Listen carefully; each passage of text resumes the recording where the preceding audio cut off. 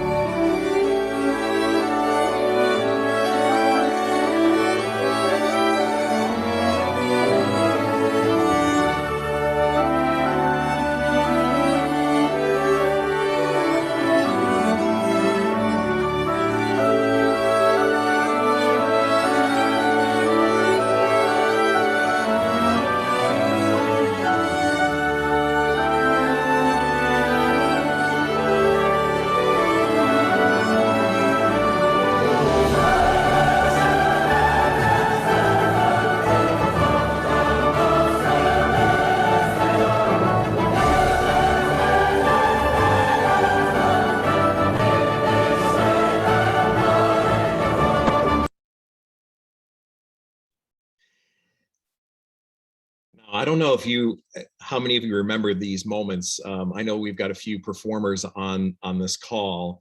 The, oh my goodness, how did they pull that off, was the question. And you may see, if you remember these tile mosaic performances, everybody's got their earpiece in and they're staring at their iPads because we're aligning every musician's work with these click tracks to try to make it sound as much of an ensemble as possible. So it really became this moment of wonder about what people would be willing to do and what the technology could allow us to do.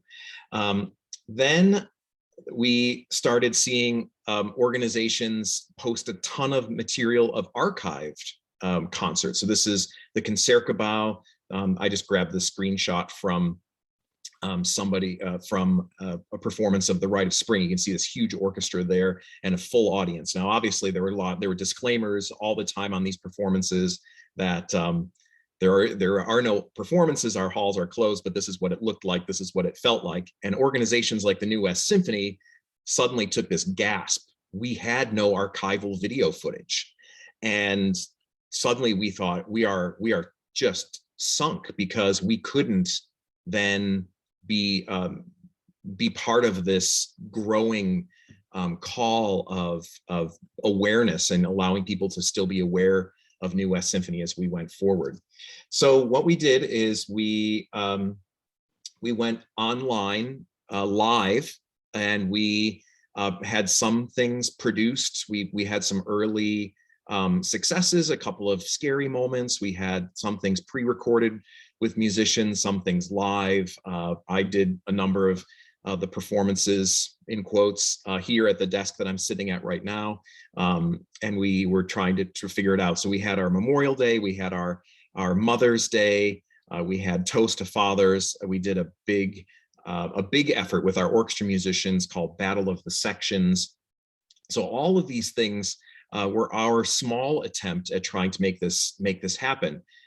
But every time we would make our own little gesture, organizations, especially in Europe, that were 100% or virtually 100% state sponsored, with a tremendous amount of technological know-how, would come blasting back onto the stage. So 3 months after that original Rotterdam Beethoven 9, the Royal Concertgebouw opened, and they presented this performance of Tchaikovsky's Fifth Symphony. And as you'll notice, we were all trying to figure out what it could look like to have musicians gathered again. And so you'll notice on this performance that there's distancing, everybody's spread apart, the hall is empty, and that was the kind of the world that we were about to enter.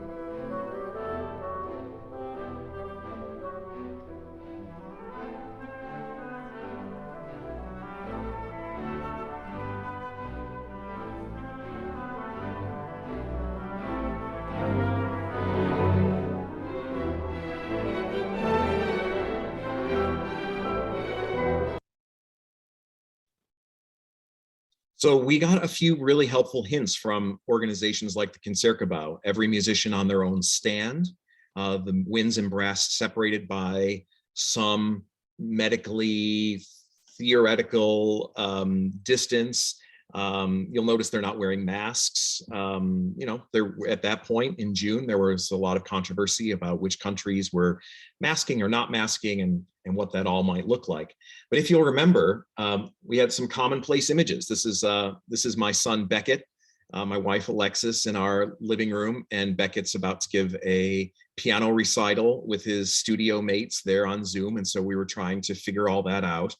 And I think the big question was, for an organization like the New West Symphony, well, if there are organizations that just have so much muscle and horsepower, and a government and societal structure that it's just allowing performances in a way that we can't possibly do, what is our platform? Are we actually competing on an international platform? And so we decided that we were not really, what was the point of performing Tchaikovsky's Fifth Symphony in whatever way we could, which would never be in a hall like the Concertgebouw, probably without winds and brass. We were suddenly trying to figure out what this is. And then I remember in July of last year, we were starting to talk about how when we would become unmasked, whenever that would happen, how would we relate to the people around us, and how could the unifying factor of music be part of that equation? So so I actually pulled this up, and we never did this, but my first thought was, let's create something called Hear Us Now, and try to comprehend cultures through music. And so how we teach through music, how we hear each other, how we convey messages through music, how food and music come together, how love and emotion, tender emotions expressed through music, how we reach to others, how we understand, how we laugh through music. Because if you remember, there was no laughing going on for months. It was just terror. And we kind of worked around with this just a little bit, but it was just a little too esoteric, and you could definitely see that any one of these topic areas could, you wouldn't cover enough areas to really give it justice. So I decided, all right, well, let's take another look at this. Let's go to the census and find out exactly who lives in Ventura County. And so you'll look at the bottom of the census there, and you'll see 43% Hispanic or Latino, 44% white, almost 8% Asian, American Indian, Black or African American. So you see Ventura County has its own unique population makeup. And so I decided, well, let's challenge all of us to be able to take our masks off one day, be in the supermarket, and look at somebody or hear them speak to each other, see how they're dressed, and know something a little bit more about them, even if we don't know them personally, but just have a little bit of an inkling through music, through architecture, through dress, through food.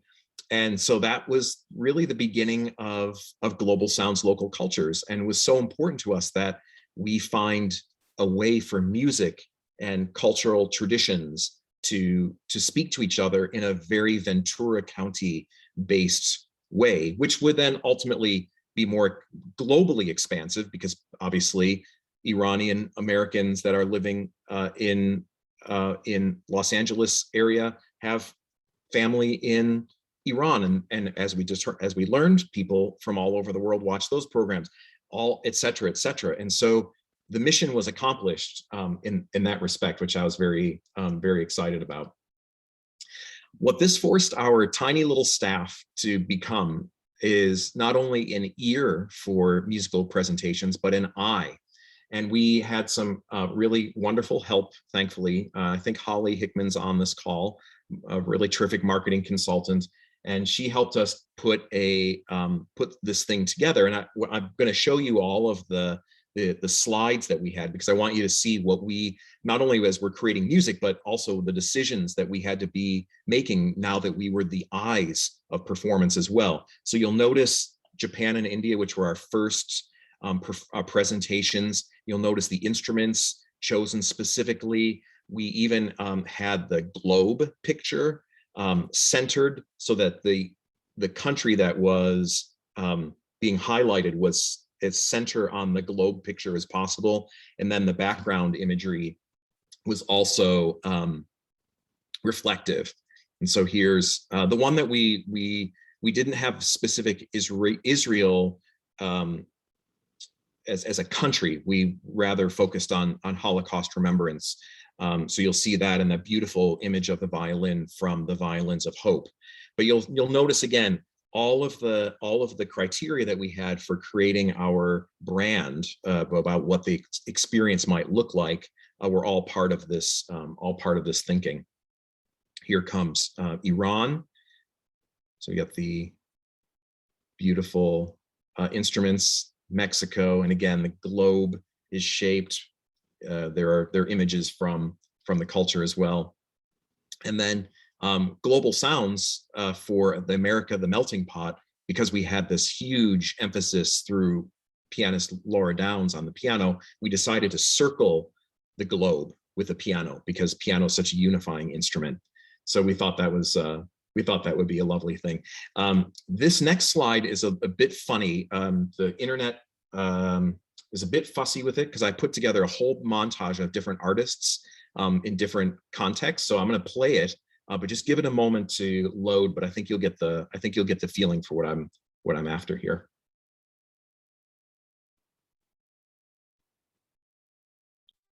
And there's no sound on this one, but I wanted to give you a sense of the different ways that we presented musical performance, but also the culture insights, which are such a critical part of the storytelling.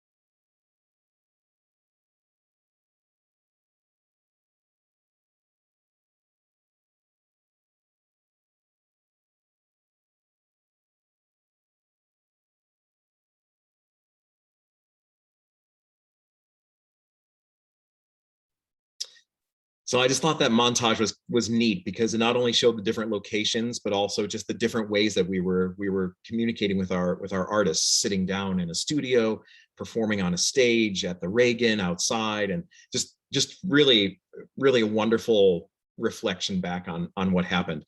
Our newest symphony musicians really were just such an integral part of the story because they were, like most musicians around the world, they were at home for months and months at a time.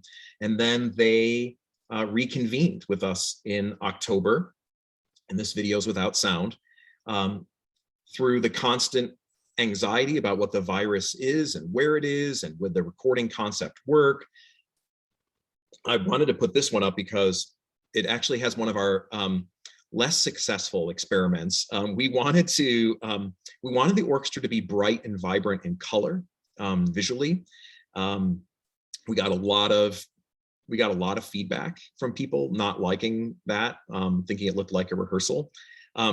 So we actually changed and went to all black. But what we thought was one of the reasons behind this is that when organizations were giving performances online, they would all stand and the conductor would come out and they'd be black outfits, black masks.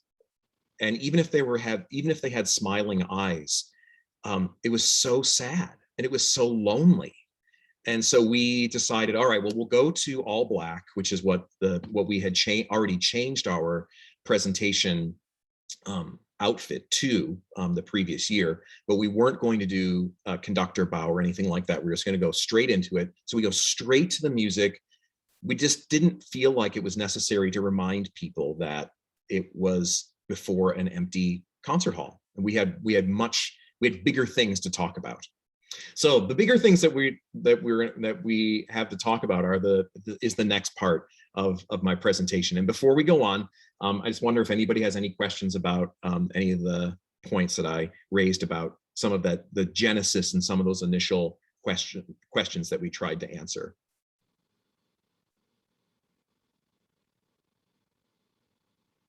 Holly says September 2020 feels like eons ago. Amen.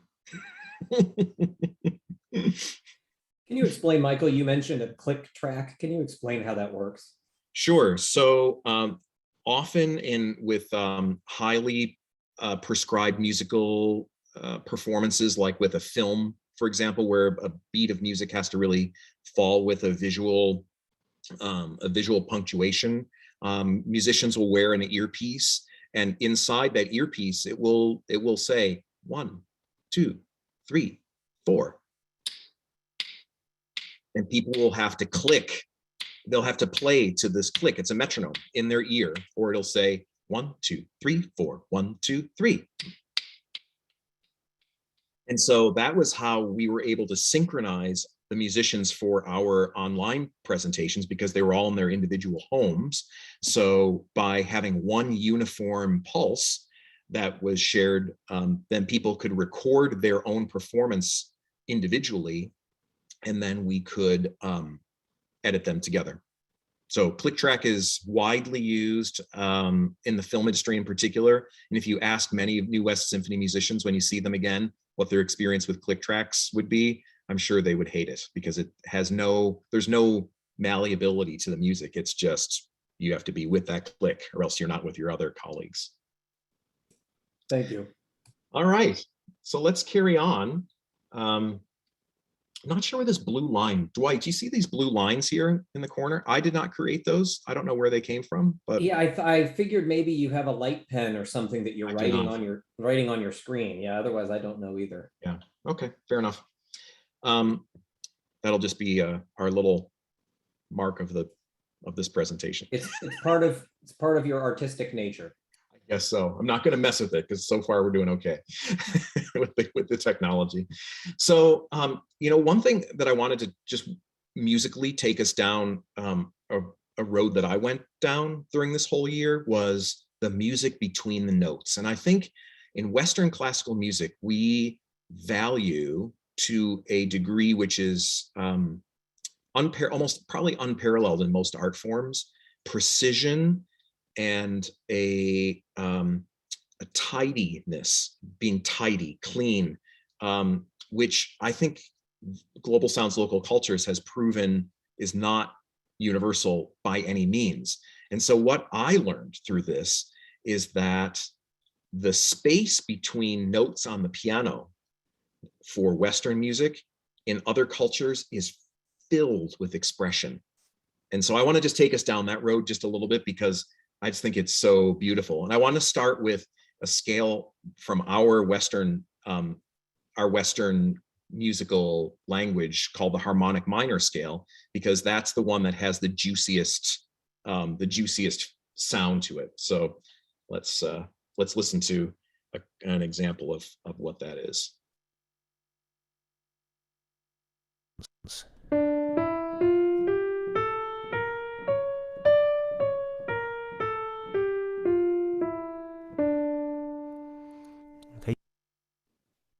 All right, so there's that one. Has a little bit of tension in it, and then I was trying to think, well, what's a scale that starts to speak toward other the cultures like India, like Iran, and of course our own American very emotional scale is the blues scale. So I'm sure you may not recognize the scale itself, but then I'll play an excerpt of someone doing a short solo including that blues scale, and you'll see what I mean.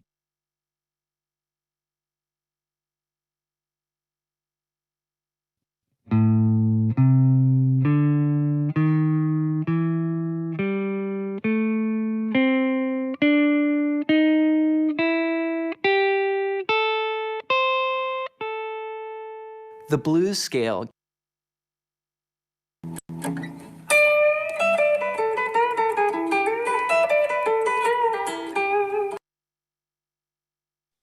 So then I'm in Kavli Concert Hall with this fantastic sitar player on our tour of India. And suddenly he starts talking about the scale that they use in Indian rags.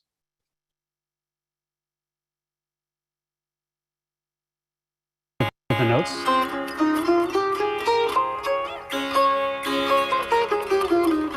But no itinerary, there are rules that you have to follow. So in Yemen, you must skip some notes going up and then play those notes coming down. So instead of playing, we usually do.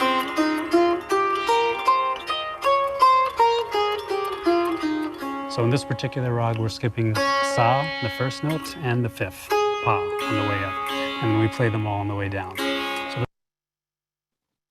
All right, my mind is starting to like, I'm just thinking as I'm listening to these people, whoa, okay, right. So first of all, there is such structure in Hindustani classical music of northern India about how these rags work. And he's going to make a couple of comments later, which were even more revelatory to me. But my ears were perking up as musician after musician was demonstrating these intricate musical structures that gave their musical tradition this incredible expression.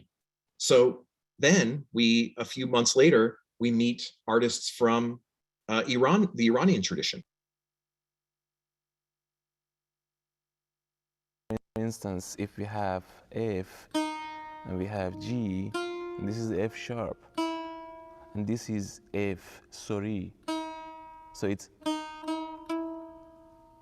F sharp, and we have the same thing which makes the note flat, but we call it coron. For example, this is E, and this is E flat, and this is E coron. It's pretty close. When you're not familiar with Persian music or with most of Eastern music, it may sound out of tune to your ear. But in context, it would sound much better. For example, if I have just this note, like E coron, and then E, and then it will sound out of tune. But for example, when I play something like this,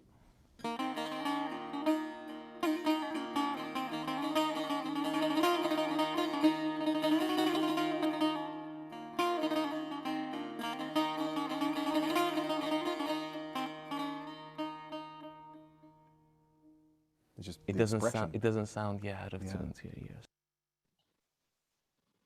So then I'm learning, all right, now the structure that's holding Western classical music, this very precise, suddenly we're starting to look at it in a different way, because now we're also learning that the instruments that these artists are playing are constructed so that it allows them to have even more of this expression. So we go back to the Indian sitar.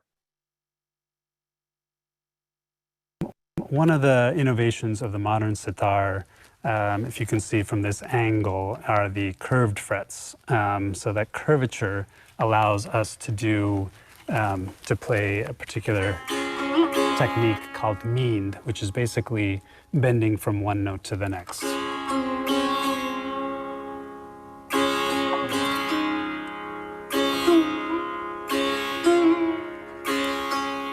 So it's not just going from one note to the next, but everything in between is extremely important in Indian classical music. Tabla.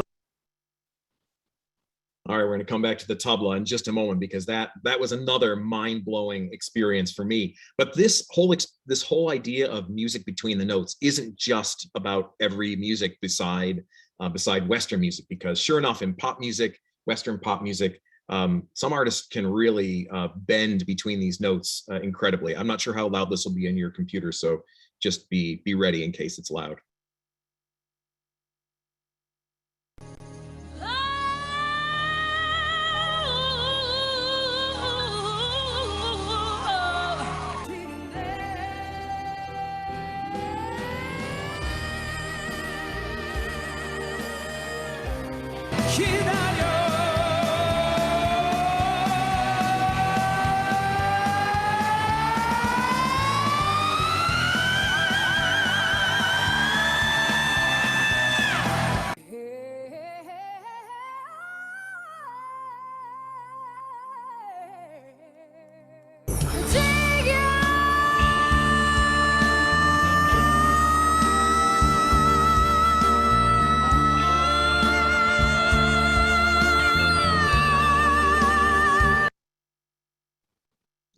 I have to know who some of the K-pop singers that are on this. They're just remarkable sounds and how smooth actually it goes. So it just got me thinking, all right, I think we're on the right track here, because as beyond what we're doing, as music, people are becoming more familiar with music through YouTube and these other places. Boy, we're hearing more of this, and we have to be able to welcome it and embrace the expression. But that leaves the question, well, but what about a pure vocal form of Western classical music like opera? Well, although Renee Fleming does sing gloriously, some people find that the music between the notes needs to be more restrained, and I'll let you be the judge of that.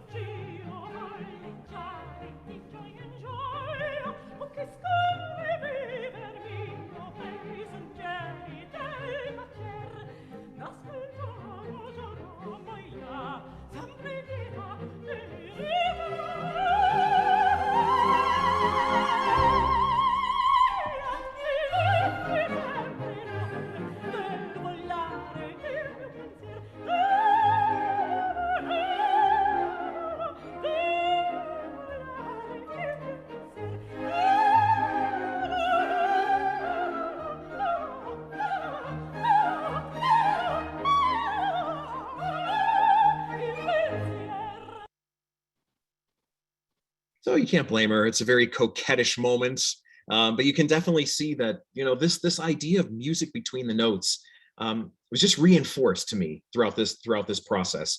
I want to go back to a comment that Raul's about to make on this next video, which I thought was so beautiful about this idea of the rag, these different musical rhythmical forms and musical songs, so to speak. And he made this comment, and my jaw just hit the ground, because I thought, wow, in a world where we just listen to music 24/7, whenever it's supposed to happen, he comes by and makes this comment. Yaman Kalyan is an evening rag.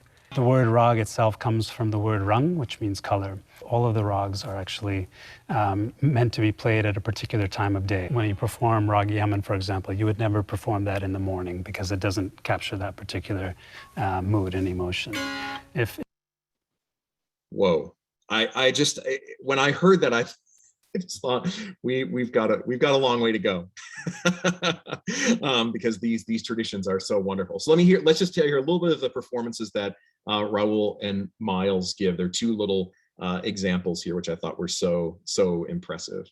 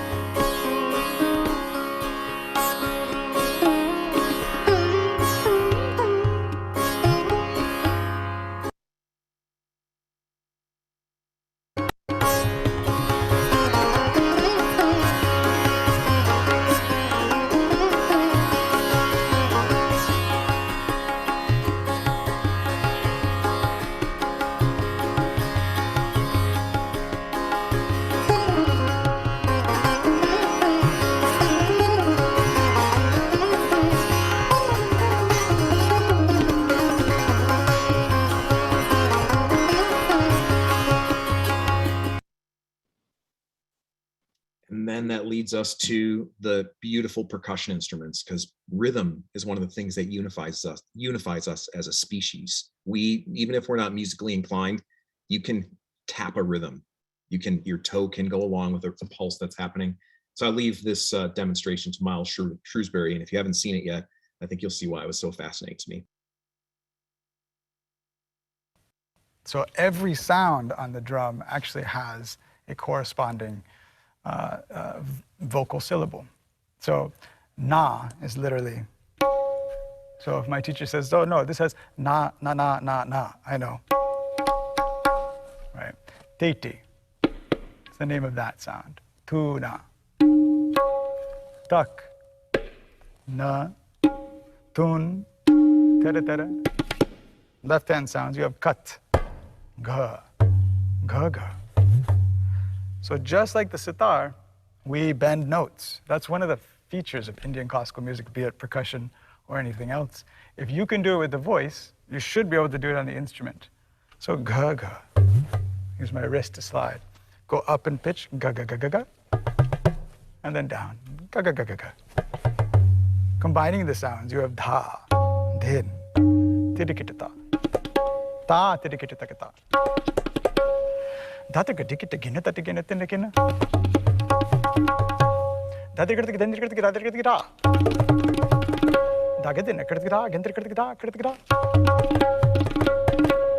so on. There's just so many combinations. So easy, so obvious, of course. But then we go to this absolutely marvelous local percussionist who's world-renowned, Pejman Haddadi, and he gives his own rhythmical demonstration on the tombak, which is you'll notice they're cousins really of the tambur, and you'll notice a lot of similarities and some really fun cultural references too.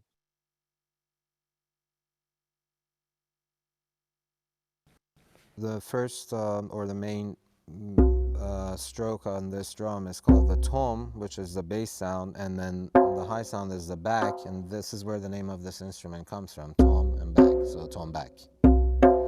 And but the name of this instrument has been changed so many times during time, different eras and different times. And well, basically there are, as I mentioned earlier, there are many ornamentations and fingering techniques where you can add, and different tremolos in different times, and also sliding techniques like this, or bending the sound.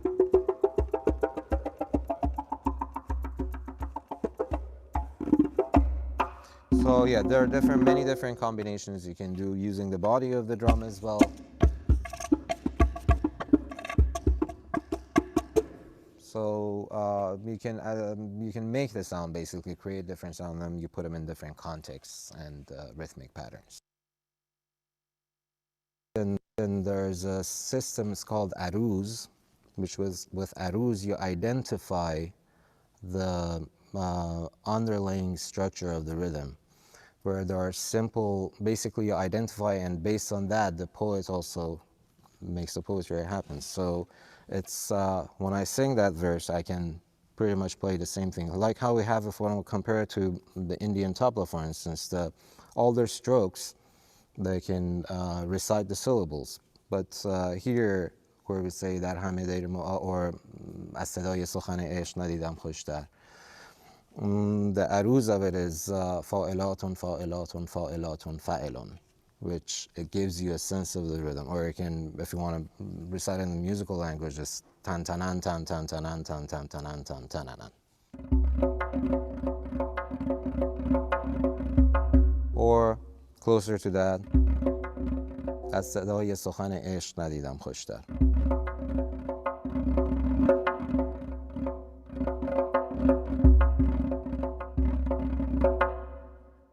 See, it's like these ornamentations, basically, it's one of the main characteristics of the sound of this drum, basically, these rolls and ornamentations. So basically they fill out the gap between the time intervals. Right. So everything is very round in motion. The main three strokes on it is the tom, the back, and the chap, which is the bottom. And then of course you have the rings inside where you can take the rhythm into a different state of like doing like double times or creating some polyrhythmic patterns, for instance. So you can, for example, you can add the rings to it.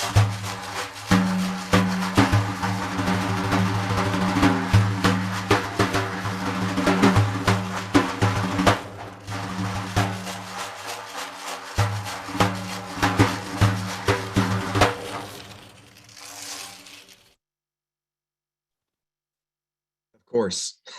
You know, the thing that was so meaningful to me, and the reason I wanted to bring these around, is because first of all, I felt so lucky to be one of the few people in the space with them and to hear those instruments live, but also to be able to start to see how all of our musical forms speak to each other, how Claude Debussy takes his influences from Indian classical music in the 19th century, how increasingly we have wonderful composers in Iran that are blending all sorts of musical structures together and creating these magnificent works.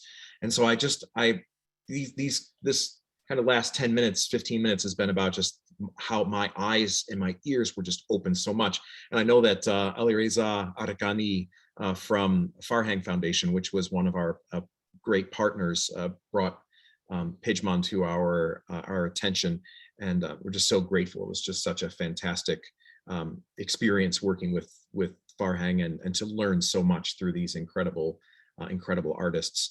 But then the question for me was, how does this all come together? How do these musical languages start to speak to each other? And so we made a little step, a baby step, because we didn't have tons of time either to create the music or to record it. But I wanted to give you a little chance to hear how a couple of our musicians playing with these two beautiful players, Masoud and Pejman, created their own work. And as you'll hear, the violin starts off quite precise in a Western classical style, but then you'll hear more of the in between the notes ornamentation happen. But then I really want you to listen to these two, Pejman and Masoud, when they're playing their accompaniment. Watch how and listen to how the rhythm becomes absolutely unified, and how, you know, Pejman's fingers are doing this thing, but also Masoud is doing it exactly at the same time. It's a really neat performance, and I'm looking forward to figuring out how we move forward with these with all this in the future.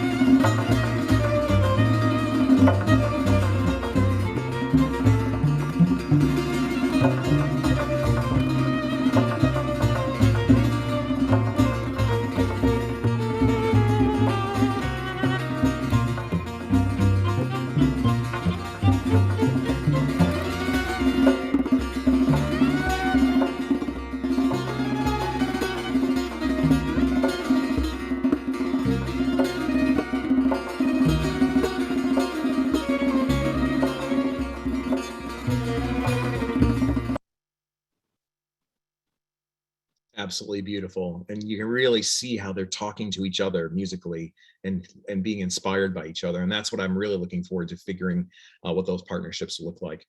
As I mentioned earlier on, the notion of knowing more about our neighbors as we come through a time of such isolation was really critical to me, and one of the most difficult things that we undertook was the culture insights portion of our presentations, because Natalia Staneva, our CEO, she would admit as readily as I would that we didn't know what we didn't know in terms of the cultures that were represented in our county, and so we teamed up with Chinese Conejo Association, with a Museum of Ventura County, Farhang Foundation, among others, to really learn, and I feel like this was such an important part of our experience, Japanese American Cultural Center, just to really let the experts speak to these topics. And I feel most proud of this part of our presentation, because every time one of these experts spoke,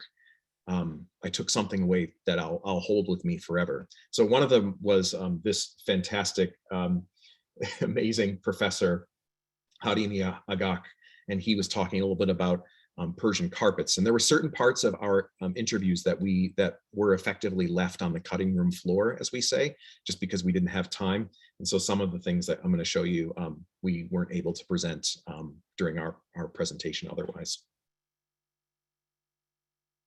It's over the centuries, Persian carpets have come to represent gardens in so many ways.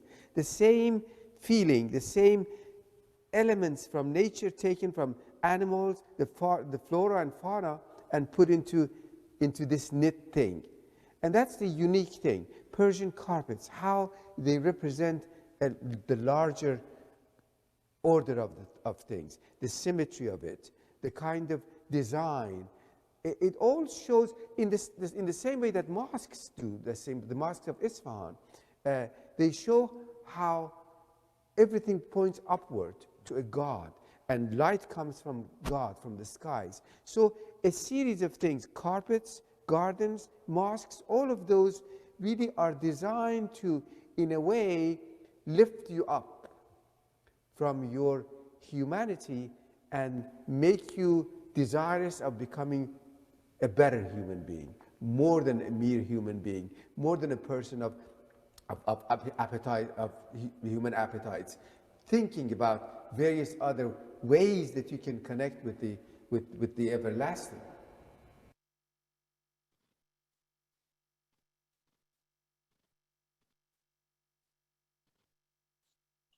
That was also something that we included, quotes from brilliant philosophers, poets, etc., from the various cultures to try to tie it all together. And then we walked into the studio of Porfirio Gutierrez in downtown Ventura, and we got a real lesson on the creation of natural dyes, which I was absolutely stunned by. You'll see here, these are the raw materials that he uses, the cochineal bug, which infests these prickly pear cactus. As you see them hanging, you'll see the flowers in the lower left corner, and then the dye, the naturally dyed fabrics that he's created. And his presentation to us was mind-blowing, and it included a little science lesson, which I really appreciated, and my son really appreciated too. So the red colors come from an insect that's called cochineal insect. It is, the scientific name is called Dactylopus coccus. It is a type of insect that grows on these, as we can see here, prickly pear cactus. So the little dots you see here, the white dots, are one insect. It takes about 60 to 70,000 insects to make just 1 pound of dye stuff. And the reason why I continue to use it, it is because my ancestors, they contribute tremendously into develop these insects as it is today, or it is known today, Dactylopus coccus, because it used to be a wild insect, and today those wild insects still exist, even here in Southern California. But this insect was developed and harvested to yield much more higher carminic acid, which makes their body to turn red. So it's not their blood that gives you the red color. So, in a wild insect, it has about 13%. In a farm cochineal insect, it has between 20 to 25%. So it yields much more richer and more dye stuff. Wow. The life cycle, it takes about 3 to 4 months. But here in Southern California, I noticed that it's taking a little bit longer, and especially because this is a little bit more colder time. So I could imagine in the summer they'll grow faster. I remember living in Phoenix. We had these cacti, yes, and they were covered with this white spot. I had no idea that's what those were. And for us, and for the ancient Mexico, it is one of the oldest pigment that has been used in Mexico. The color red has been used for different ceremonies, like burial ceremonies. And for us, even within our community, the red color, it's still used in certain procession, ceremony procession. And for me as an artist, it is not only continuing and practicing this ancient knowledge, but to me, the red color or the insect, or in fact, the red color itself, it is much more meaningful than just the red. Absolutely. It is this spiritual process of creating and making the red. So what we have here, it is these insects. These are already dried insects. Wow. There's got to be thousands and thousands of the insects here. And to us, these are, or to me at least, this is precious. You know, this is, and for the European, when they arrived in Oaxaca, these were worth more than gold, because these were the only source of a type of red that you could see it here in these pieces. So my process, it is still very ancient. What I'm using here, it is grinding stone, metate in Espanol. And here's what I use to actually grind these insects So that way the color red could be revealed. So just to give a perspective and an idea. So if you put a little bit of the insect here, as soon as you begin to grind, you start to see the deep color red that start to be revealed in these insects.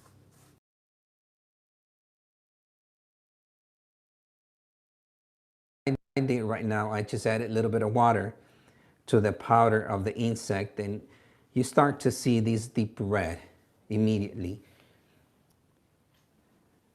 This is by adding a little bit of the water. But cochineal insect, it is very sensitive to pH. So if you involve acidity, you start to see more of a reddish into an orangey color, and you shift it to alkalinity, then you start to see more purple color. So meaning just the base, then it's shifted. So in this case, we have lemon, and the acid from the lemon, it makes it to react, and it starts to shift the color. These are some of the reaction you start to see by changing the pH.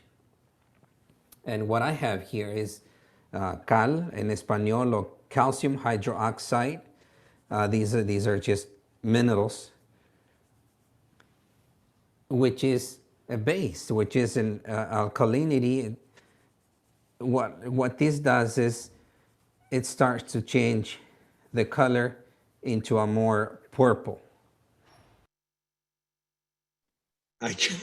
Watching him do this in front of me was just astounding, and knowing that we could share, knowing that we could have this beautiful Mexican music that we were performing, share the stage, so to speak, with an artist like this who create all of those tapestries that were hanging in his studio were dyed from these kinds of processes. And I just thought this is exactly what I was hoping would come out of this. One thing that definitely that found itself on the cutting room floor, sadly, because of time, but we're going to make sure we put it back up, was the really interesting demonstration between a Western yoga master and a Bharatanatyam dancer from India. And I wanted to show a little bit of this because no one has seen it yet. And you can see how the Bharatanatyam hand positions and body positions became the yoga positions that people still use, and whether it's hot room yoga or wherever you guys do it.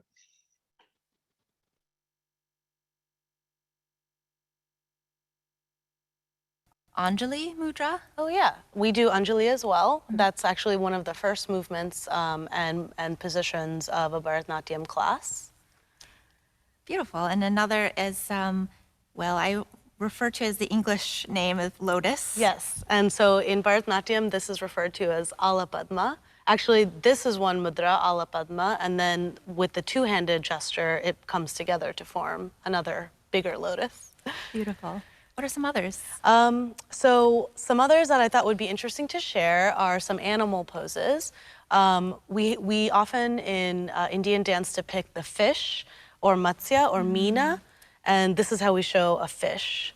This is Matsya, or the fish, and this particular hand gesture is really important in a lot of Bharatanatyam pieces talking about the 10 avatars. And I think you were mentioning how mudras are kind of an add-on to yoga, and for Bharatanatyam, they're so crucial because we don't use props when we're dancing. We have to depict the entire scene, whether it's a forest or a lake with a fish swimming in it, all with our hands. So that's why mudras are so important in Bharatanatyam. Beautiful. So thinking of animals, another animal yoga pose, Bhujangasana, cobra pose. Ooh. How about that? So we use a hand gesture called Sharpashesha, which is the snake. And I mentioned before, there are some mudras that involve two hands. And so when we combine two Sharpashesha, it forms the head of the cobra. And we often do show that with, showing the cobra head up top here. Can you show like a cobra position in yoga? Yeah, I'll come down to the ground for that. Whole body mimics the cobra snake. That's really cool. Thanks. Another animal position or animal name, eagle, Garudasana. Yes, so Garuda is a very important figure also in Hindu mythology. He is one of the vehicles of Lord Vishnu, and so he appears in lots of stories.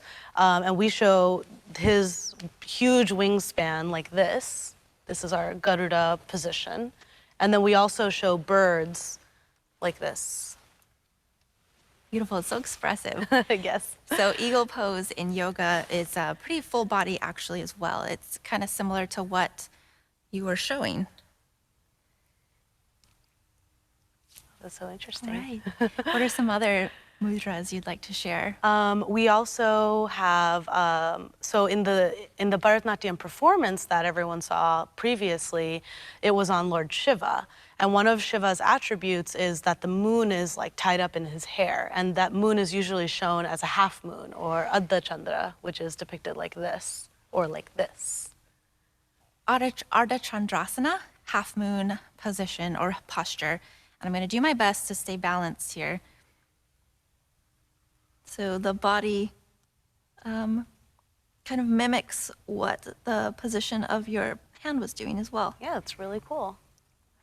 Well, it's been really fascinating to see the interconnectedness between yoga, asana, and Bharatanatyam. More to come, hopefully, as we'll probably go back and release the yoga instructor did a yoga routine for us. So we'll put that out there as we stretch out of summer, so to speak.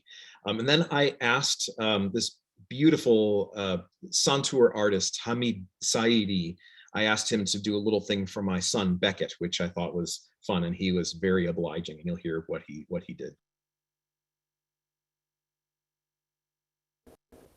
So you're going to offer us a little improvisation? Sure, definitely. On a tune my boy really loves, Twinkle Twinkle Little Star.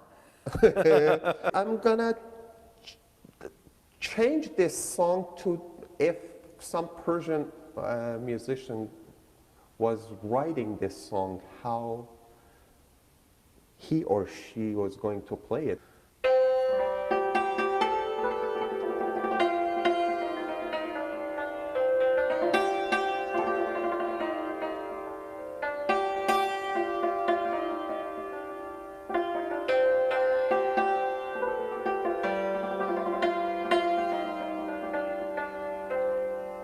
If we change this very famous melody to Iranian style, I believe we're going to get something like this.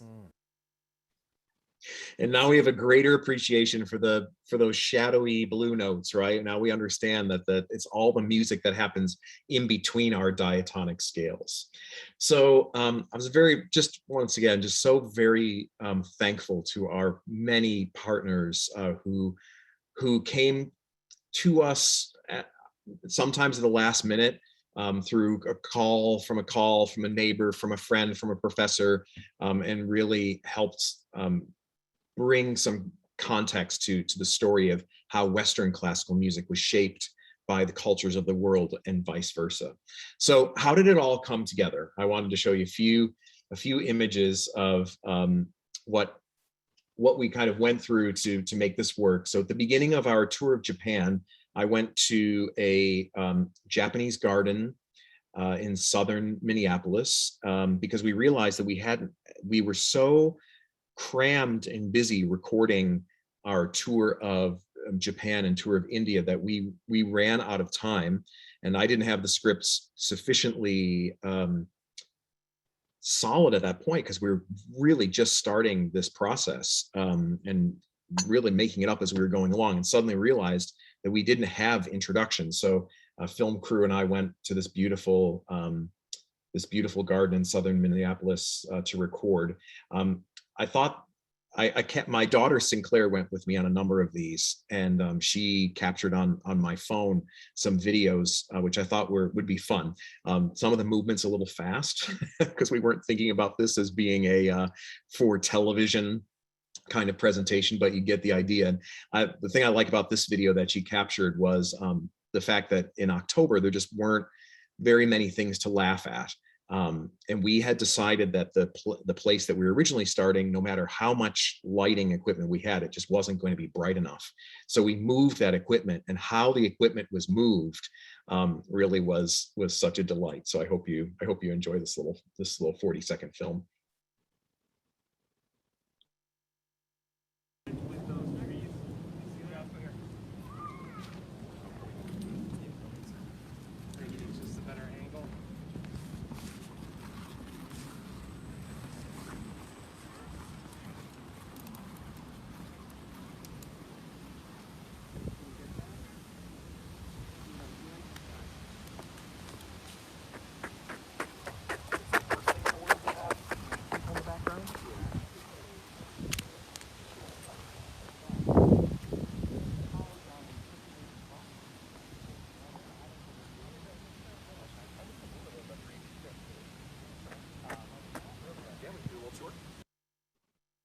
I thought for sure I was going to get taken out by that thing.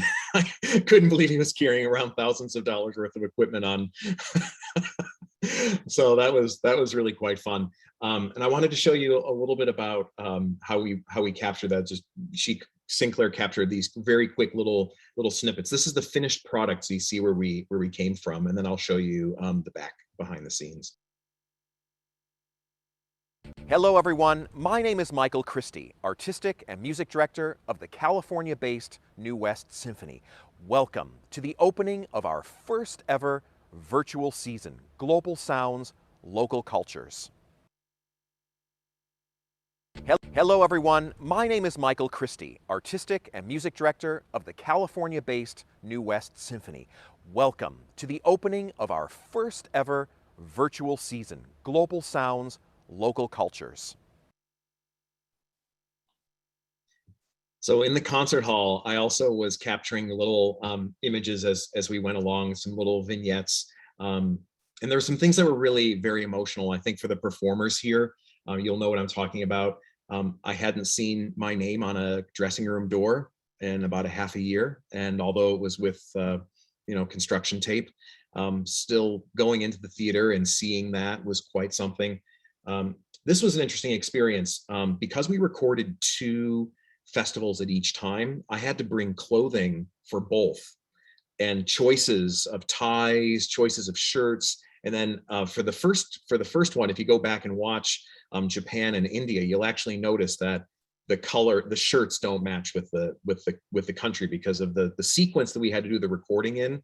I didn't have time to change back and forth between what I hoped would be the shirt for India, which I'll get the little arrow here, which was India was going to be this one with the orange, and Japan was going to be this one, but there wasn't time, so there's a little bit of cross-pollination on that one.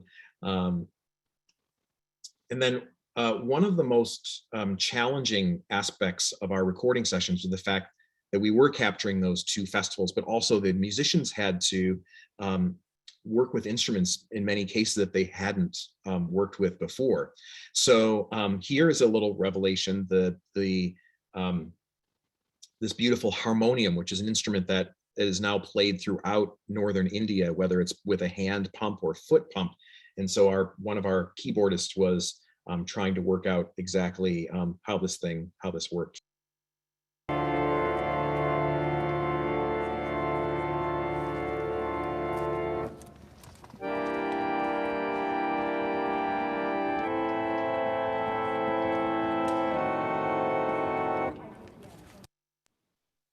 And so he was worried, would we hear the feet pumping? Because you could hear that little rustling in the recording. And this is the same music, although you'll notice he's changed clothing, but this is the side-by-side of that place in the music with what happens with the strings all playing.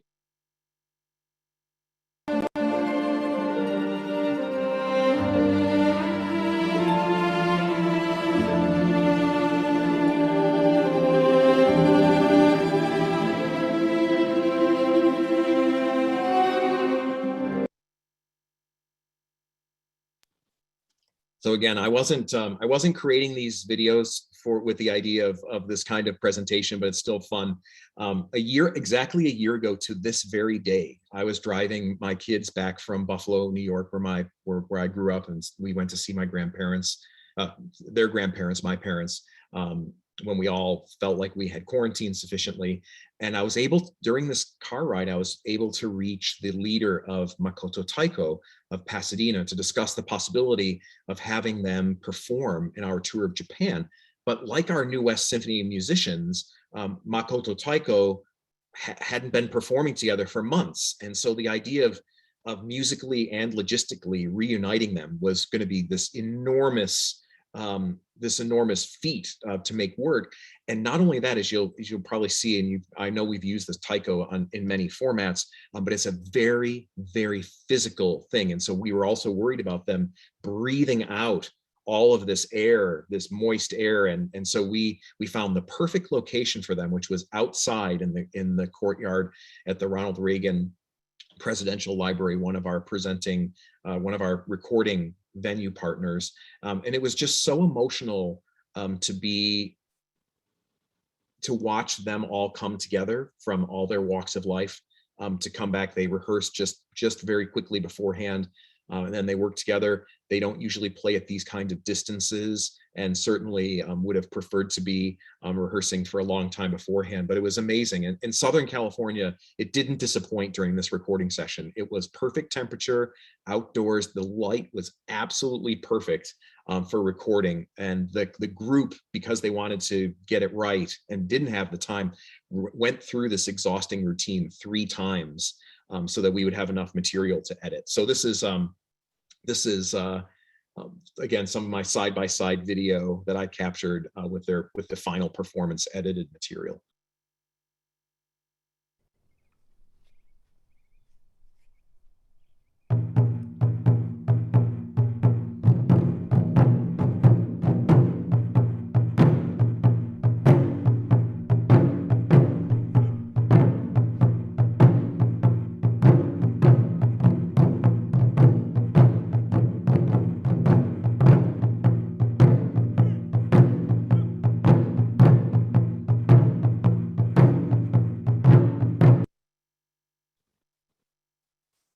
I'm very grateful to have Selena Bignaz with us. Selena was a featured part of our Holocaust Remembrance. She's on the call today, and she's been with us throughout the whole season. She's a subscriber to New West Symphony, a resident in our county, and we're just very, very honored to continue to have her enthusiasm for the orchestra and love for what's happening be part of this. So welcome back, Selena. It's really great to have you with us.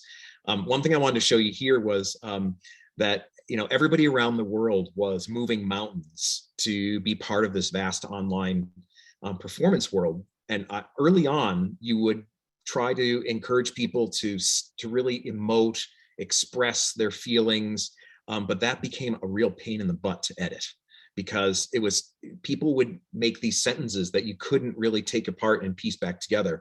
And so what I ended up having to do was send people very specific scripts for what I needed to have. And if I needed to edit amongst what they submitted back to me, I could do that. But I just wanted to give you a sense of what they would have seen on their computer screen, and then what it sounded like when they were reciting the script that I sent them.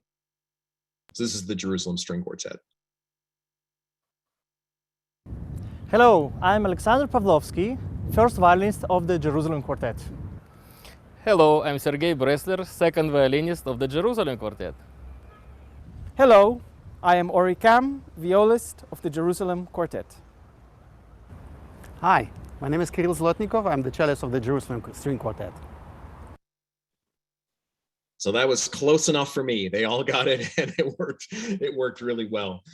So that was fantastic. One of the big things that happened during that performance was one of our board members, Jim Nagy, had been pushing us really hard to create a library, a place where our on-demand videos could live and people could watch them, people could comment during the performances. Many of you have been part of those comments. And so we created this on-demand video library.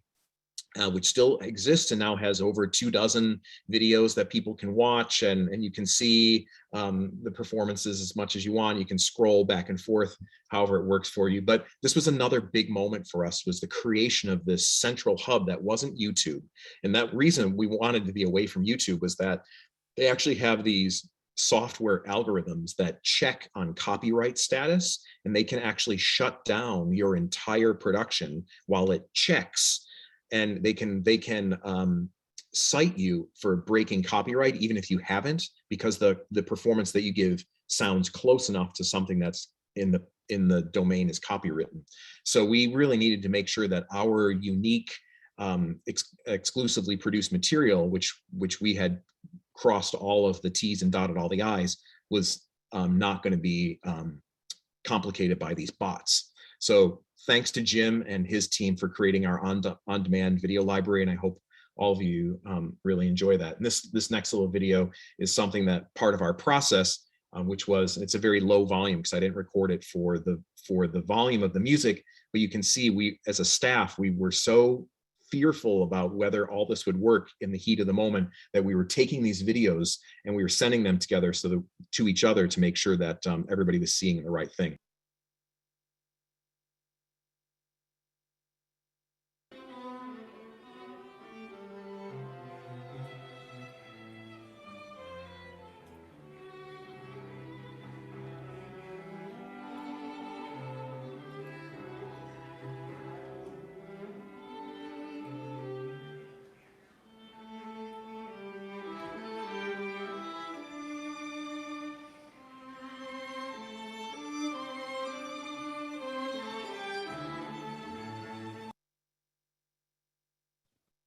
Phew, it was lined up, it was on everyone's TVs, it was looking right, the sound was matching the video, all these things that you don't ever really think of as a performer.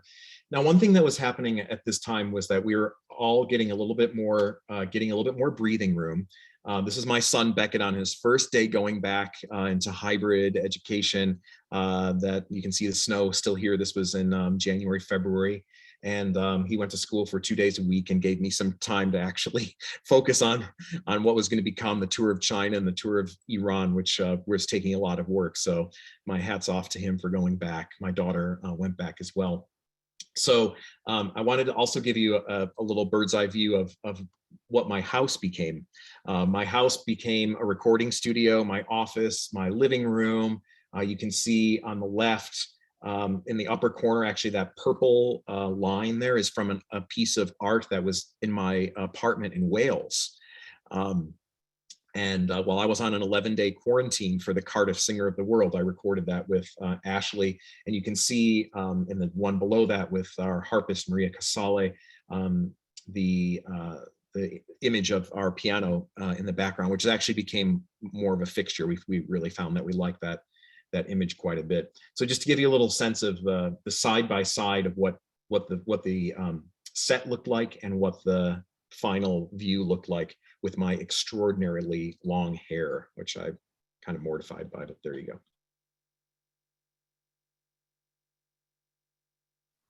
Hello, my name is Michael Christie, Artistic and Music Director of California's New West Symphony. I'm pleased to be joining you live today. To our friends and neighbors celebrating India's Festival of Lights, Happy Diwali. The festival is about hope, winning hearts, spreading happiness, and celebrating life. So, and then just to wrap up, just a few little of these recordings that I captured backstage and linking them up with the final product, just so you can see what I saw from backstage.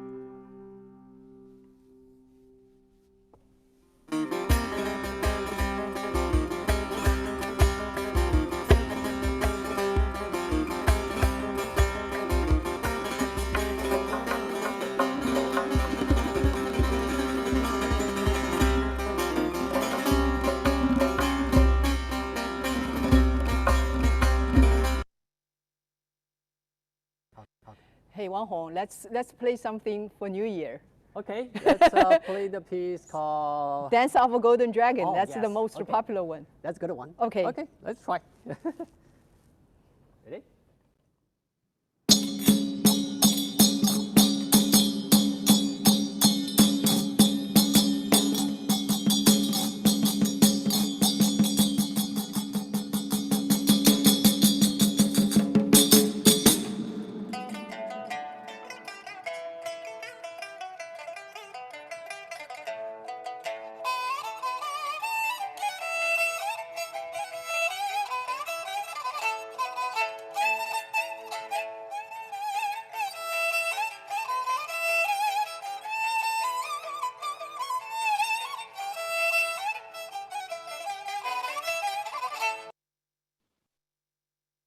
So as you can imagine, I was never sad when an artist wanted to do their performance again, because I was there with the crew. It was probably at max 6 or 7 of us at any given time listening to these world-class artists. So the last video, we always wanted to make everything look as polished as we possibly can.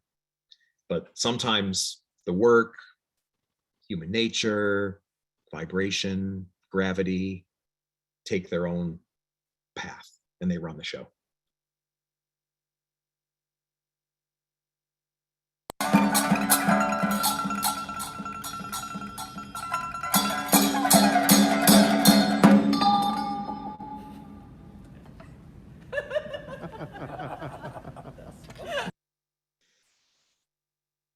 So there you go.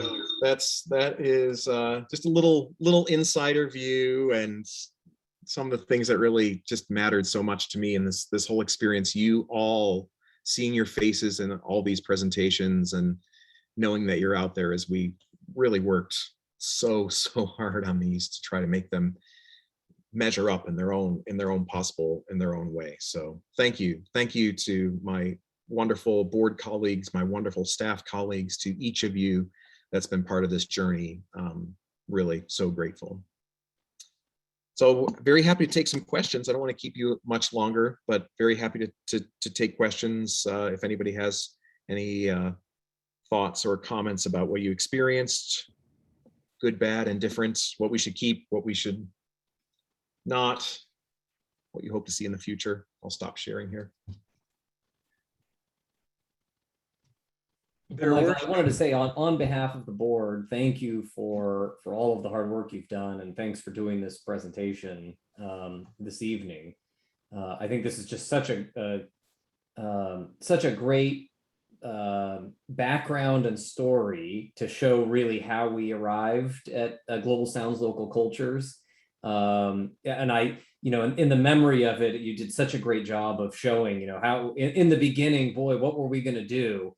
And what a great way to connect with the community. We had many conversations in the background about what is our audience looking for and what's our community looking for. And it's insight and information and knowledge and a behind the scenes look and education. And so I think that you and the staff really nailed it. So thank you so much for all of that, and thank you to everybody here tonight for supporting us and the work that we do. Just seeing all the work that goes into this, just incredible. Thank you, Michael. It's just an absolute pleasure. I'm just so pleased it came together the way it did, and we asked our community to take a big leap, a symphony orchestra, learning about how natural dyes are created and how Chinese New Year works and all these wonderful things. So I'm really pleased, and I'm really anxious to see how this translates to the concert hall. And I expect, and I hope people will see the Meet the Artist presentation tomorrow.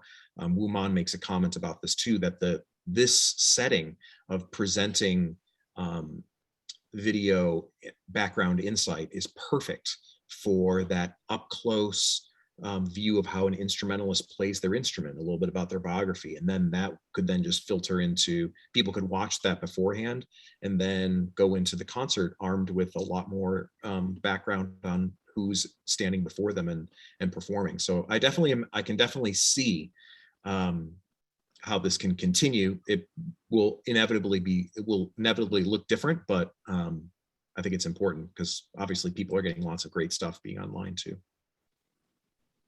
Did anybody have questions? Go ahead and unmute yourself. Ali Reza, I saw you going in and out, so I hope you saw